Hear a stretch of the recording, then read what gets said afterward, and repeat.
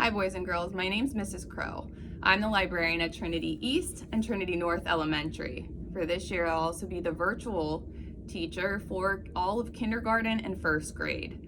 If you go to Trinity West or Trinity South and you would decide to go back into the hybrid model, or if we would go back to full in-person school, then my friend Miss Pout will be your librarian, and she is awesome. The learning platform that we're going to use this year is called Canvas. So like you, all of your teachers are just learning how to use this as well. So it may take some time, but we're going to navigate through this together, I promise. My typical library classes, they're kind of a combo of a lot of things. The library is now called the Library and Imagination Station. I like to do read-alouds and maker activities. Usually the maker activities follow a read aloud that I've done with my class. So while I won't have those maker materials for my virtual students to use, actually my in-person students this year either, I may suggest some activities that you can do at home after we hear a story, such as creating a setting or a character with Legos that you have. But just know that all of those things are going to be optional. Library is not a graded course. It's a space where you can take a break from your schoolwork and enjoy some stories and foster a love of reading. So with that said, I'd like to share a story with you today. It's called The Pout Fish. The Pout Fish Goes to School. There's quite a few Pout Fish books. They're funny, they rhyme. And the author, the person that writes the book, her name's Deborah Dyson, or Deason, I'm not sure how you say that exactly. And the pictures or the illustrations, as they're also called, are by Dan Hanna.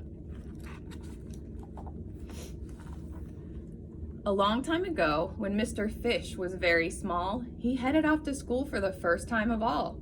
With a smooch from his parents and excited for his day, Mr. Fish rushed in and then lost his way. Sometimes it's easy to get a little lost on your first day, especially if you're somewhere that's a little unfamiliar. That's when you always need to look for the helpers. There's always a helper to help you get where you need to be. The big fish around him knew exactly where to go, so those would be the helpers. Finding lockers, finding classes in a fast, smart flow. Does anybody know what fish swim in? When you see a whole cluster of fish, it's called a school of fish. Mr. Fish, left behind with his grin sinking thin, finally stopped at a doorway and shyly looked in.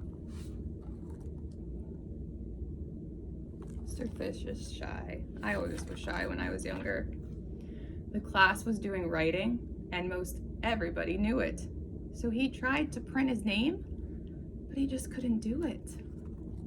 Mr. Fish had not yet learned to write his name. Do you think that's okay? Absolutely. That's why we come to school, to learn all of that. So he frowned, making blubbles when he plopped down his pencil and he counted his troubles. Here we go. Trouble 1, I'm not smart. Trouble 2, I'll never get it. Trouble 3, I don't belong. Trouble 4, just forget it.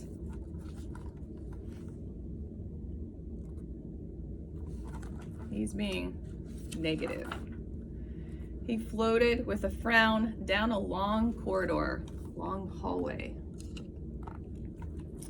And then he sneak peeked a look through another room door.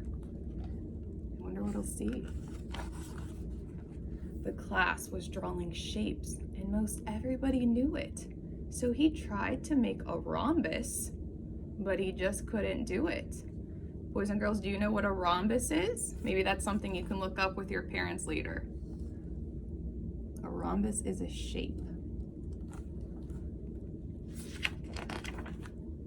So he frowned, making blub bubbles. Then he plopped down his pencil and he counted off his troubles. Here we go again. Trouble 1, I'm not smart. Trouble 2, I'll never get it. Trouble 3, I don't belong. So 4, just forget it. Ah, Mr. Fish.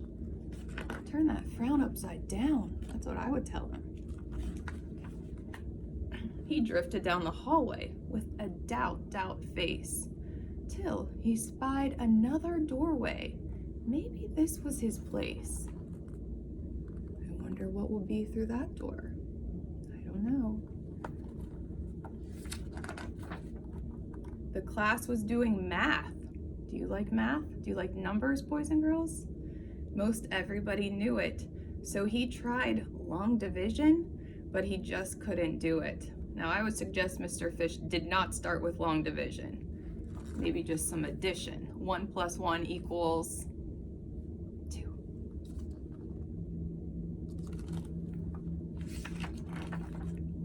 So here we go again. He frowned, making blub bubbles. Then he plopped down his pencil and he counted his troubles.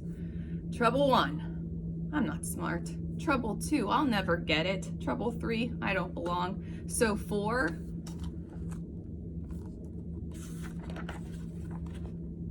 forget it.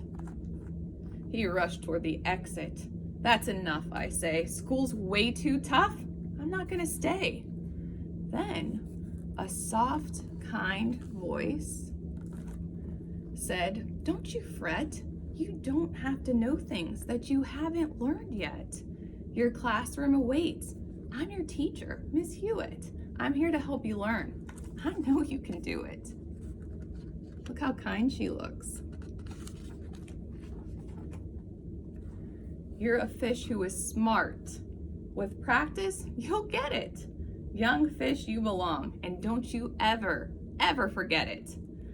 The student and the teacher swam a splish, splash, swish to a door with a sign marked, brand new fish. I think this is where he belongs. Miss Hewitt said, good morning. I'm excited you're all here. Together, we're going to have a spectacular year. Fact 1, you are smart. Fact 2, you'll get it. Fact 3, you belong. So 4, never forget it. The class got to work. Miss Hewitt helped them through it. They listened, they tried. Everybody could do it. Look at that classroom, it looks fun. I'd like to be part of it. Mr. Fish gave a grin. Goodbye, blub bubbles. No more doubt worries. No more flub troubles. He swam with his class, Miss Hewitt by his side, as the students and their teacher said with confidence and pride. Look at his little picture he made of himself, a self-portrait. So cute. Fact 1, we are smart. Fact 2, we will get it. Fact 3, we belong. And 4, do you remember what 4 is? We won't forget it. And it says Kinderguppy class reunion. Oh, it's all the grown-up fish. And they're looking at their first school kindergarten picture when they were just little guppies. All right, boys and girls, I hope you enjoyed that first story that I shared. It was so nice to meet you all virtually, and I can't wait to start this year off with you. Bye.